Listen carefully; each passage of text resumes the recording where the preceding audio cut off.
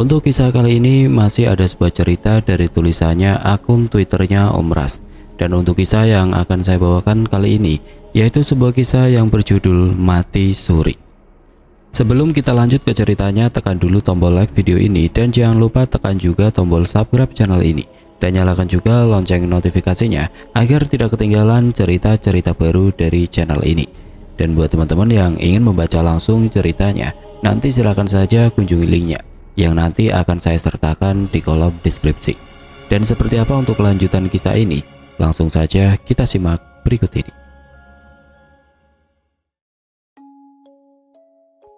Untuk nama orang dan tempat sengaja disamarkan untuk kenyamanan narasumber. Selebihnya, kisah ini adalah sebuah kisah nyata. Hari ini saya kembali menemui seseorang di sebuah desa yang ada di Kalimantan. Desa yang cukup terpencil dan jauh dari keramaian kota. Butuh beberapa jam untuk sampai ke sana. Itu pun saya untung-untungan dan berpacu dengan waktu. Karena seorang teman yang saya kenal melalui media sosial FB tersebut juga mempunyai kesibukan dan katanya kemungkinan kalau saya datang pada waktu yang telah kami sepakati sebelumnya, kemungkinan dia sudah tidak ada di rumah. Maka dari itu saya langsung pergi setelah mengantar paket pada waktu yang lebih awal dari kesepakatan. Dan untungnya dia masih ada walaupun sudah terlihat bersiap-siap mau pergi. Akhirnya saya pun diantarkan ke sebuah rumah lagi. Rumah yang pemiliknya memiliki sebuah kisah perjalanan hidup yang bisa dibilang ngeri. Di depan halaman rumahnya saya memarkirkan kendaraan dan kami langsung disambut dengan ramah oleh beberapa bapak-bapak di depan rumah. Tidak lupa saya membawa oleh-oleh dari hasil saweran ponakan-ponakan di sini. Saat kami mengobrol-ngobrol di teras rumah, teman saya ini langsung mengutarakan maksud kedatangan saya ke sana untuk apa. Awalnya bapak-bapak itu terlihat langsung berubah sikap, yang awalnya ramah, tiba-tiba dingin dan mulai curiga. Beliau merebut tas tempat paket milik saya, mengira bahwa di tas itu ada kamera. Dan saya pun menjelaskan kalau saya tidak punya kamera selain kamera butut dari HP tua milik saya ini. Tidak ada kamera, Mang, saya cuma bawa HP, itu pun kameranya tidak jernih, ucapku saat itu. Teman saya tadi juga berusaha membela saya. Dia meyakinkan kalau saya benar-benar tidak akan membongkar identitas asli dari orang-orang di sana. Dalam kata lain, tidak akan mendokumentasikan melalui rekaman video.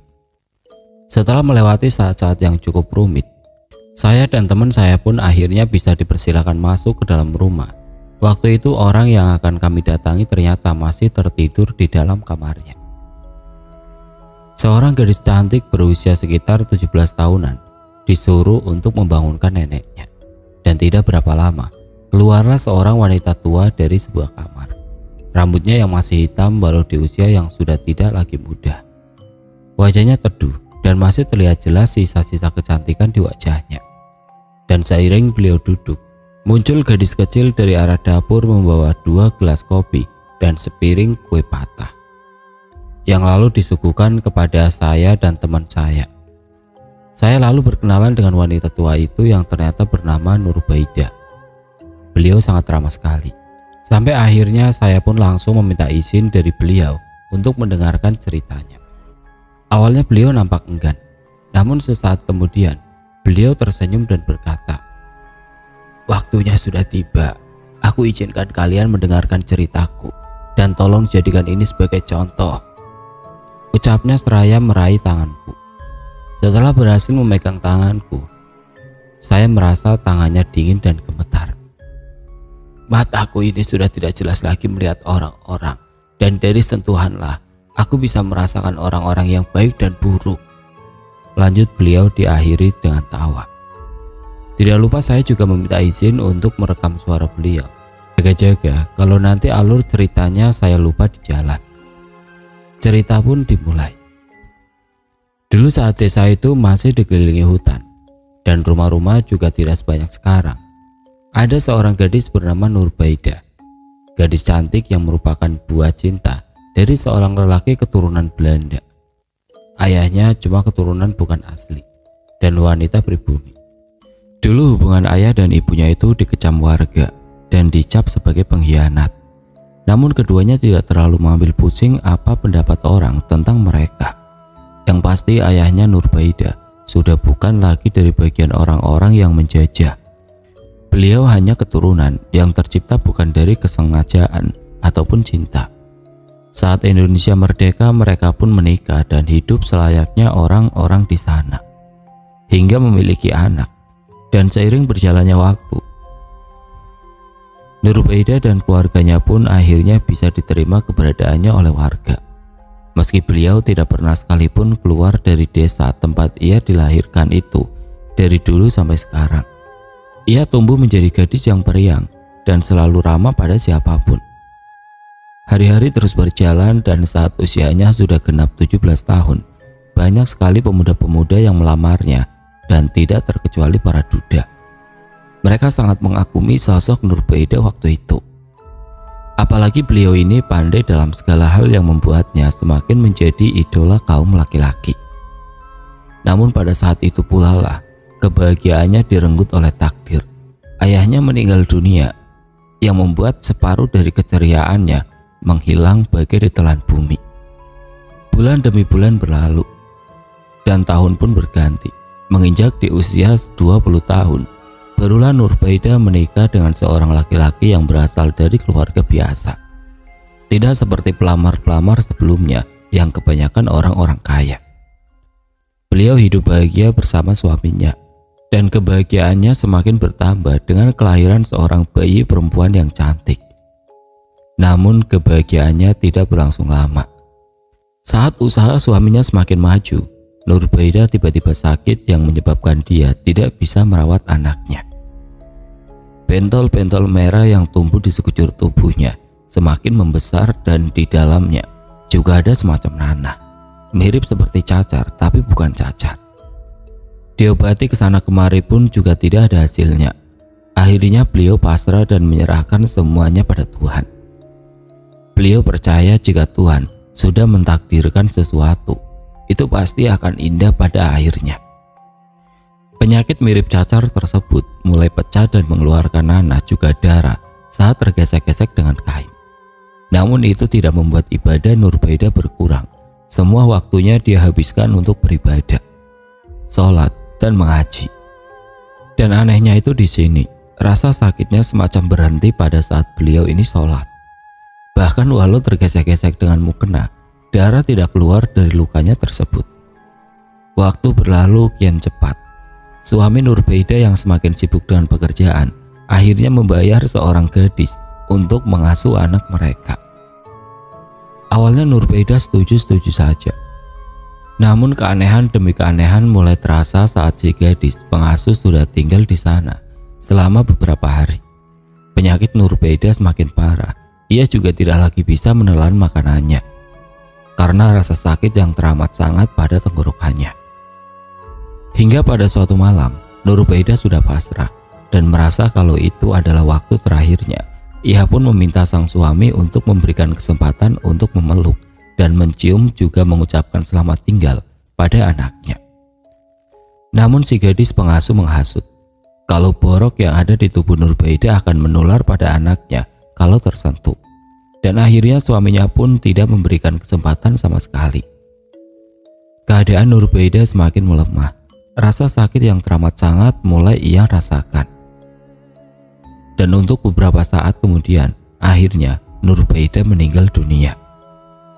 Berita kematiannya disebarluaskan kepada warga.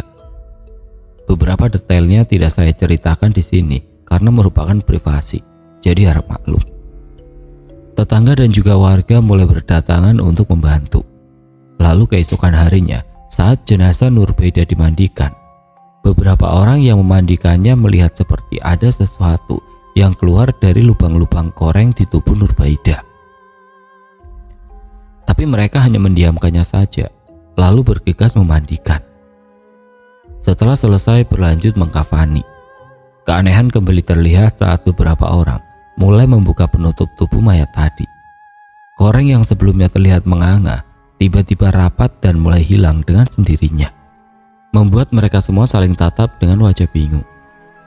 Namun hal itu kembali didiamkan hingga proses pengkafanan selesai. Singkatnya, orang-orang sudah berjalan ke area pemakaman dengan keranda yang berisi jenazah Nurbaidah yang siap untuk dimakamkan. Tiba-tiba terdengar suara dari dalam keranda yang berusaha mendorong tutup keranda tersebut. Awalnya orang-orang biasa saja, namun saat lama-kelamaan mereka mulai merinding. Apalagi mulai terdengar suara-suara dari dalam. Salah seorang warga memberanikan diri untuk mengintip ke dalam keranda. Yang ternyata tepat dengan itu terlihat olehnya kepala jenazah berpaling menatapnya. Tanpa sempat memberitahukan apa yang sudah ia lihat pada orang-orang, tiba-tiba orang tersebut jatuh pingsan. Mereka yang mengangkat keranda langsung bergegas berjalan menuju area pemakaman. Dan saat membuka penutup keranda, mereka semua kaget dan ketakutan melihat jenazah yang sudah dikafani itu ternyata bergerak-gerak, berusaha melepaskan diri dari ikatan kain kafan. Orang-orang yang berada di sana lari terbirit-birit meninggalkan keranda yang berisi Nurbaidah itu sendirian. Gosip menyebar dengan sangat cepat mengatakan Nurbaidah kena azab sehingga jadi hantu saat akan dimakamkan. Sementara di pemakaman, Nurbaidah yang baru saja hidup dari kematian itu berusaha melepaskan diri dari kain kafan. Saat sudah berhasil bebas, ia memakai kain kafan itu untuk menutupi tubuhnya dan berjalan ke arah desa. Pengalaman mati suri yang benar-benar membuat Nurbaidah gemetar takut. Tidak henti-hentinya ia beristighfar dan memohon ampun kepada Allah Subhanahu wa Ta'ala. Desa itu mendadak sepi dan di rumahnya pun sepi, tidak ada orang. Ia masuk ke dalam rumah dan langsung mencari pakaian. Setelah itu ia berwudu dan langsung sholat taubat. Berjam-jam ia berdoa dan tidak berpindah sedikit pun dari sajadahnya. Ia terus memohon ampun dan berdoa. Hingga dari luar terdengar suara tangisan bayi. Nurbaidah yang mendengar itu langsung keluar. Ia mengira kalau suara bayi itu adalah suara anaknya, tapi ternyata bukan. Di luar sana terlihat seorang wanita berwajah pucat yang memiliki luka di kepalanya sedang duduk di teras rumah. Bayinya terus-terusan menangis. Nurbaidah menyeka air matanya dan berjalan menghampiri si ibu muda tersebut. "Maaf, kamu siapa?" tanya Nur. "Kamu bisa melihatku?" tanya wanita tersebut. Nurbaidah mengangguk. Ia tidak mengerti arti pertanyaan si wanita itu. "Ya, tentu saja," jawab Nur singkat. "Anakku, tolong anakku," isak si wanita. "Anakmu kenapa?" Saat ia membuka penutup bayi tersebut, ternyata bayi itu memiliki luka di mana-mana. Tangisannya terdengar menyayat hati. "Ya Allah, kenapa bisa begini? Jatuh atau bagaimana?" tanya Nur kaget. Belum lagi sempat menjawab, tiba-tiba dari halaman rumah mereka terlihat suaminya Nurbaidah sedang berlari ke arahnya bersama tetua desa. "Assalamualaikum ya ahli kubur," ucap suaminya saat berada di hadapan Nur, yang tentu saja membuat Nurbaidah mengerutkan keningnya. "Istrimu mati suri, ini asli, bukan hantu," ujar tetua desa sambil menampar lengan suaminya Nur. "Nur, tolong ceritakan tentang perjalananmu di sana," ujar tetua desa. Mendengar itu Nurbaidah terdiam, air matanya mulai mengalir keluar. Mulutnya tidak sanggup menceritakan apa yang dia lihat dan alami saat ia mati suri. Aku, ucap Nur seraya menutup mulutnya dan menggeleng. "Ya sudah, tidak apa-apa jika kau tidak ingin menceritakannya saat ini. Kau mungkin masih sangat syok," ujar tetua desa sambil tersenyum. Dan saat ia akan pergi, Nur mengatakan, "Jangan tinggalkan sholatmu, bertaubatlah dan memohon ampun pada Allah," ucap Nur. Si tetua desa berbalik dan menatap Nur sambil tersenyum. Terima kasih, ucap si tetua desa. Suaminya Nur yang tadi ketakutan kini mulai sedikit demi sedikit berani. Dan saat mereka akan masuk rumah, Nur baru sadar bahwa si wanita tadi sudah pergi tanpa sempat menjawab pertanyaannya. Hari-hari berlalu. Kini Nurbaidah sudah 100% sehat dan sembuh dari penyakitnya. Tubuhnya pun tidak pernah kering dari air wudhu. Tiada hari tanpa berdoa dan beribadah. Ia kembali mengasuh anaknya, melayani suaminya, dan di waktu istirahatnya dia akan habiskan untuk mengaji. Tapi dari pandangan orang-orang, Nurbaidah dibilang aneh karena kerap terlihat sedang berbicara sendiri di jalan maupun di halaman rumahnya. Bahkan setiap perkataannya bisa saja menjadi kenyataan, seperti saat ia menegur tetangganya. Ia melarang Pak Ijal pergi mencari ikan malam-malam dan mengatakan ada sesuatu yang akan terjadi jika Pak Ijal tetap memaksakan diri. Dan benar saja, ternyata Pak Ijal diserang oleh buaya di sungai. Untungnya beliau bisa berenang ke tepi dengan cepat dan selamat. Orang-orang di desa itu mulai menghindari Nurbaidah karena takut kalau Nur akan mengatakan yang tidak-tidak pada mereka. Berbeda dengan tetua adat yang selalu meminta pendapat Nur saat ia akan pergi kemana-mana. Dan Nur sendiri jika bertemu orang-orang pasti akan mengingatkan untuk selalu beribadah sebelum terlambat, yang tentu membuat orang-orang jadi tidak nyaman berada di dekatnya. Sampai pada suatu malam saat Nur tengah mengaji, sementara anak dan suaminya sudah tertidur, ia mendengar ada sesuatu yang jatuh di atapnya. Dan beberapa saat setelahnya terdengar kembali suara seperti orang yang sedang menarik benda berat dan panjang di atap rumahnya. Lalu beberapa saat kemudian terlihat ada sesosok bayangan putih berjalan menuju ke arah suaminya. Nur berteriak, membuat sosok itu berhenti dan menatap ke arahnya. Nur langsung berdoa dan anehnya, sosok itu malah seperti terbakar lalu untuk beberapa saat menghilang. Nurbaidah langsung menghentikan ngajinya dan melihat anak juga suaminya. "Syukurlah kalian tidak kenapa-napa," ucap Nur. Keesokan harinya pagi-pagi sekali terlihat seseorang yang sedang berdiri mondar-mandir di teras rumahnya.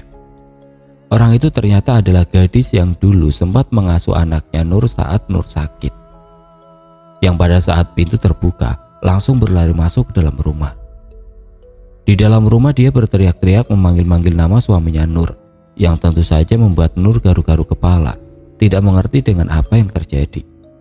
Saat suaminya Nur keluar dari arah kamar, si gadis itu langsung memeluknya. "Astagfirullah, apa-apaan ini?" ujar Nur. Suaminya Nurbaidah pun juga tidak kalah kagetnya. Dia langsung mendorong tubuh gadis tersebut hingga terjatuh. "Ada apa ini ya?" ujar Nurbaidah lagi bertanya dengan wajah yang penuh kebingungan. "Aku juga tidak tahu kenapa dia begini," jawab suaminya Nur sambil menggeleng. "Nikahi aku mohon," isak si gadis. Mendengar perkataan gadis tersebut, Nur terlihat kecewa pada suaminya. "Sumpah, aku tidak ada hubungan apa-apa dengan dia," ujar suaminya. Tanpa sepatah kata pun Nurbaidah pergi keluar dari rumahnya. Ia tidak menyangka lelaki yang begitu ia cintai malah seperti itu. Di tengah jalan ia kembali bertemu dengan ibu muda yang beberapa waktu lalu pernah singgah di rumahnya. Nur mencoba mengejar si ibu muda. Namun ketika beberapa orang anak kecil sedang bermain kejar-kejaran, berlari ke arah ibu dan anak tersebut, hingga Nur melotot dan terlihat tidak percaya dengan apa yang dia lihat barusan. Tubuh si ibu muda ditembus oleh anak-anak. "Apa itu?" gumam Nur ketakutan. Si ibu muda yang menyadari keberadaan Nur langsung berlari ke arahnya. Tentu saja Nur langsung lari terbirit-birit sambil berteriak histeris sepanjang jalan. Orang-orang yang berpapasan dengannya nampak bingung dan saling kode dengan menyilangkan jari telunjuk mereka di dahi. Sementara Nur terus berlari ketakutan. Dan si ibu muda yang nyatanya adalah arwah penasaran itu pun terus saja mengejarnya, hingga sampailah mereka di tepi sungai. Tolong jangan makan aku. Aku tidak berniat mengganggumu. Aku mohon, tolong," ucap Nur gemetar sambil menutup kedua matanya rapat-rapat. "Aku pun tidak berniat mengganggumu. Malah aku ingin meminta tolong padamu," ujar si ibu muda. Mendengar jawaban itu, Nur malah menangis makin keras. Ia menampar-nampar kepalanya dengan sekuat tenaganya. "Aku benar-benar sudah gila. Aku gila," teriak Nur. Beberapa saat kemudian, saat keadaan dirinya mulai tenang dan suara dari arwah ibu muda itu juga sudah tidak terdengar lagi, Nur perlahan-lahan membuka matanya. Tapi ternyata arwah ibu muda tersebut masih berdiri di hadapannya. Mata Nur berkaca-kaca. Lalu ia berdiri dengan kaki yang gemetar hebat. "Aku tidak melihat apa-apa. Aku tidak melihat apa-apa," gumam Nur sambil terus berjalan maju. Dan ternyata arwah ibu muda itu juga ikut maju, tepat berada di hadapannya. Dengan keberanian yang masih tersisa, Nur menghindari arwah tersebut dan terus bergumam, "Aku tidak melihat apa-apa." Berkali-kali hingga ia sampai kembali di desa. Dan arwah itu masih ada, masih berada sangat dekat dengannya. Saat sampai di rumahnya, Nur langsung berwudu. Di dalam doanya, Nur memohon ampun karena sudah takut dengan hantu. Setelah keadaan hati kembali tenang dan Nur mencoba untuk berani, akhirnya Nur mendekati arwah ibu muda yang masih mengikutinya sampai ke rumah. Bahkan kini ia berdiri di depan pintu kamar Nur. Maaf sebelumnya, tapi sungguh aku belum maksudku aku tidak mengenalmu. Dan kau tahu, sekarang aku juga berada pada masalah yang dimana suamiku akan kawin lagi. Jadi maaf, aku benar-benar tidak bisa menolongmu," ucap Nur terbata-bata. Dan anehnya setelah Nur berkata seperti itu, arwah tersebut menghilang dengan sekejap. Nur menghela nafas lega. "Kenapa aku bisa melihat hantu? Apakah aku juga hantu? Tidak, aku masih hidup. Lalu apa?" gumam Nur. Saat anaknya terbangun, Nur membawa anaknya untuk pergi ke rumah tetua desa. Sementara suaminya sudah puluhan kali bolak-balik mengantar gadis yang minta dinikahi tersebut. Sesampainya di rumah tetua desa, Nur mulai bercerita. Dan tetua desa itu mendengarkan cerita Nur dengan seksama. "Mungkin setelah kau mengalami mati suri, kain penutup mata batinmu terbuka, makanya bagimu tidak ada batasan penglihatan. Menjadikan semuanya bisa kau lihat," kata tetua desa. "Itu adalah amanah dari Tuhan yang harus kau syukuri, Nur," lanjut tetua desa. Tapi jujur saya belum terbiasa, bahkan semuanya terlihat begitu nyata. Dan kalau begini terus, kemungkinan saya bisa gila," ucap Nur. "Mereka memang nyata dan ada, Nur," ujar tetua desa. "Maksud saya, mereka yang tidak bisa dilihat oleh orang lain. Mereka semuanya terlihat sama dengan orang-orang lainnya." Obrolan mereka terhenti saat arwah si ibu muda datang membawa sesosok makhluk berbulu. "Apalagi nih?" tanya Nur terbata-bata. "Aku sudah membantumu menyingkirkan pengganggu ini. Jadi sekarang aku meminta tolong, bantu aku mengatakan pesan terakhir pada keluargaku," ujar si ibu muda. Nur mengerjapkan matanya. Ia benar-benar bingung. Dan untuk beberapa saat kemudian terlihat juga suaminya datang ke sana dengan wajah yang nampak lelah. "Tolong," ucap arwah si ibu muda seraya menghilang dari pandangan. Sudah 3 hari sejak saat itu, Nur semakin diganggu oleh arwah si ibu muda. Dan Nur yang awalnya takut, kini mulai berani membentak dan marah-marah pada hantu-hantu yang kerap kali mengganggunya. "Katakan, apa yang harus aku sampaikan?" bentak Nur. Kini kehidupan Nur menjadi sangat sibuk dengan kedatangan hantu-hantu yang meminta tolong padanya atau hanya ingin sekedar mengganggunya saja. Setiap hari saat ia sendiri atau bersama keluarga dan melakukan aktivitas-aktivitas rumah, hantu-hantu itu selalu ada. Kehidupan setelah mati suri itu benar-benar membuatnya berbeda. Bahkan keluarganya sendiri pun hampir tidak bisa ia urus dengan baik. Sampai suatu ketika, suaminya kecelakaan karena ulah dari beberapa hantu yang usil, mendorongnya saat suami Nur sedang memperbaiki atap rumah. Bahkan anak Nur yang masih kecil itu juga diganggu oleh hantu-hantu dan membuat anaknya jatuh sakit. Namun teror dari hantu-hantu yang entah dari mana datangnya itu mulai menyebar ke warga-warga desa. Mereka semua menyalahkan Nur. Nur dianggap pembawa sial di desa tersebut. Dan parahnya lagi, saat suami dan anaknya sedang sakit seperti itu, dia malah diasingkan dari keluarganya ke tengah ladang. Kakinya dibalok dan tangannya diikat. Tetua desa sudah mencoba melindungi Nur, tapi warga desa yang menginginkannya diasingkan lebih banyak. Nur berada di dalam sebuah gubuk kecil, tempat di mana ia akan menghabiskan seluruh waktunya di dalam sana dengan keadaan kaki terpasung balok dan tangan yang terikat. Ia hanya diberi makan 1 kali sehari oleh warga desa, dan ternyata alasan mereka berbuat seperti itu adalah agar Nur cepat mati, supaya hantu-hantu yang meneror desa juga ikut menghilang. Hari-hari pun berlalu. Nur kini sudah terbiasa tinggal di gubuk tersebut. Meski pada saat hujan dia akan kebasahan dan kedinginan karena atap yang sudah tidak layak pakai. Dan jika panas, ia akan berusaha sebisa mungkin bertahan agar rasa hausnya hilang tanpa minum. Warga di sana benar-benar tidak ada yang peduli padanya. Bahkan saat beberapa orang memberinya makan, Nur diberitahukan kabar mengejutkan, yakni suaminya menikah lagi dengan perempuan desa sebelah. Tentu saja kabar itu membuat Nur menangis histeris. Ia hampir saja melakukan bunuh diri karena sudah tidak sanggup menahan derita kehidupan. Namun lagi-lagi bayangan tentang alam kubur kembali terbayang di benaknya, yang akhirnya membuat dia kuat untuk bertahan. Menjelang pada hari ke-40 setelah kabar pernikahan suaminya itu, Nur didatangi oleh suaminya. Namun anehnya, tubuh sang suami tembus melewati dinding, yang langsung menyadarkan Nur pada kenyataan sebenarnya bahwa suaminya tidaklah menikah seperti apa yang dikatakan warga, tapi ternyata meninggal.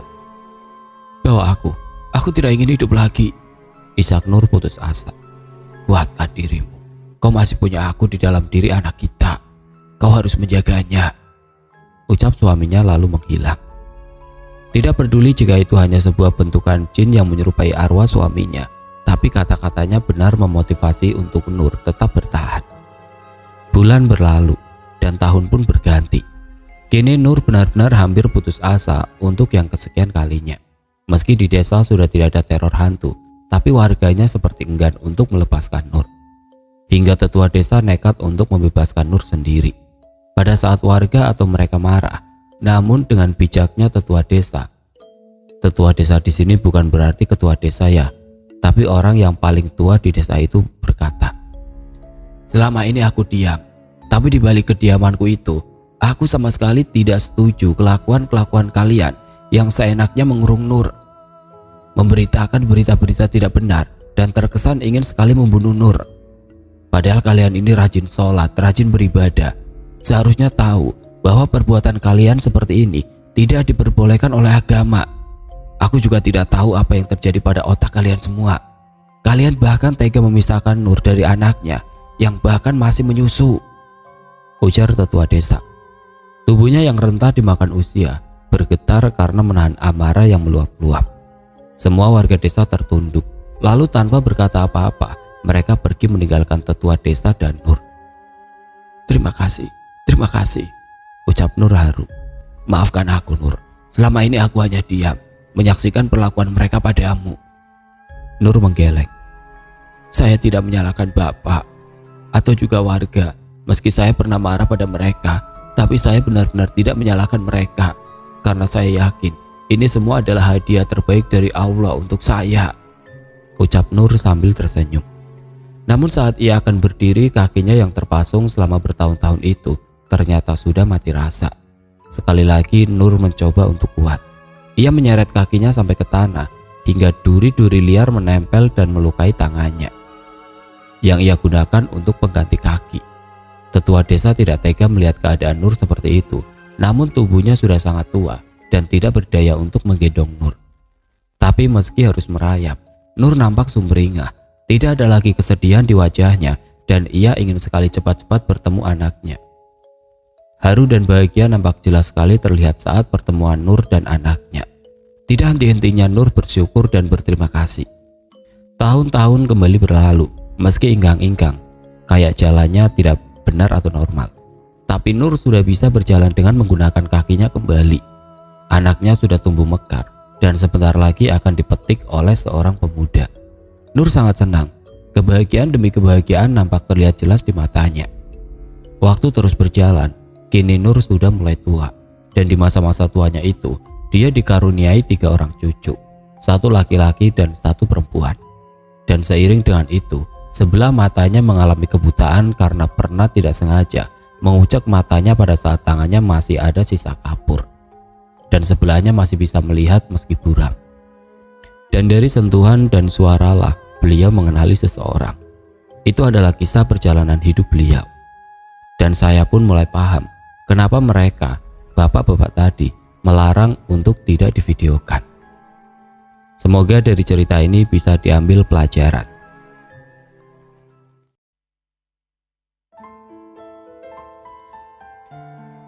Oke teman-teman, sekian untuk cerita kali ini. Semoga apa yang sudah saya sampaikan dalam kisah ini dapat dijadikan pembelajaran untuk kita semua. Dan buat teman-teman yang baru bergabung, jangan lupa untuk like, komen, share, serta subscribe channel ini. Dan nantikan kisah-kisah horor berikutnya tetap di channel Radio Horor. Wassalamualaikum warahmatullahi wabarakatuh.